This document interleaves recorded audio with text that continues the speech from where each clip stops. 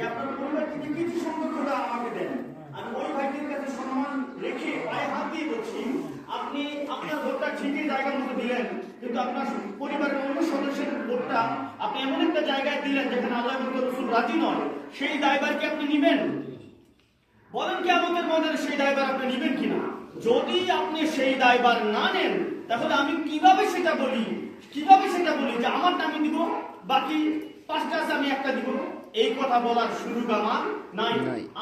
আমি সত্যিকার অর্থে বলছি, এই কথা বলার সুযোগ কারণ হলো আল্লাহ বলছে ওয়াতাসিমু বিহাবলিল্লাহি জামিআন ওয়া লা তাফাররাকু, তোমরা ঐক্যবদ্ধভাবে ধরো, অর্থাৎ সবাই ধরো, কেউ ছুটে যাও, কেউ এই দিকে থাকো, কেউ ওই দিকে থাকো, এমনটা না। আল্লাহ বলছে তোমরা উদখুলু ফিস সিলমি কাফা, তোমরা ইসলামের মধ্যে প্রবেশ করো পরিপূর্ণভাবে, সম্পূর্ণতা। একটু ঢুকবা এমনটা না। কোরআনুল কারীমের মধ্যে সর্বপ্রথম সূরা হলো সূরা ফাতিহা। সেই সূরা ফাতিহার মধ্যে আমরা সব সময় প্রতিদিন প্রত্যেক নামাজের মধ্যে পড়ি ইহদিনাস সিরাতাল মুস্তাকিম সিরাতাল লাযিনা আন'আমতা আলাইহিম গায়রিল মাগদুবি আলাইহিম ওয়ালাদ-দাল্লিন।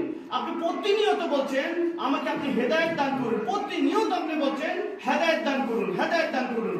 কাদের পথে হেদায়েত দিবেন আপনি? আন'আমতা আলাইহিম, যে লোকগুলো আপনার নিয়ামত প্রাপ্ত অর্থাৎ ওলি, তাদের পথে আমাকে পরিচালিত করুন, আমাকে হেদায়েত দান করুন, তাদের পথে হেদায়েতের পথে চালান, তাদের পথে। এখন যখন ভোটের সময় আসছে তখন আর আপনি সেটা ভুলে যাচ্ছেন, আপনি সেটা বেমালুম ভুলে যাচ্ছেন যে আপনার একটা হেদায়েতের পথ আপনি প্রতিনিয়ত চাচ্ছেন, আপনার একটা পথ আপনি প্রতিনিয়ত আল্লাহর কাছে চাচ্ছেন যে আমার একটা পথ দরকার। যখন পথের কথা বলা হচ্ছে তখন আপনি চলে যাচ্ছেন অন্যদিকে। আমার বক্তব্য হয়তো কারো ভালো নাও লাগতে পারে, কিন্তু আমি সরি টু সে দ্যাট আমার কিছু বলার নেই, কারণ হলো আমি একটু এদিক একটু ওই দিক সেদিক বলতে পারবো না। এটা মুনাফিকের লক্ষণ, আমি পারবো না এটা বলতে।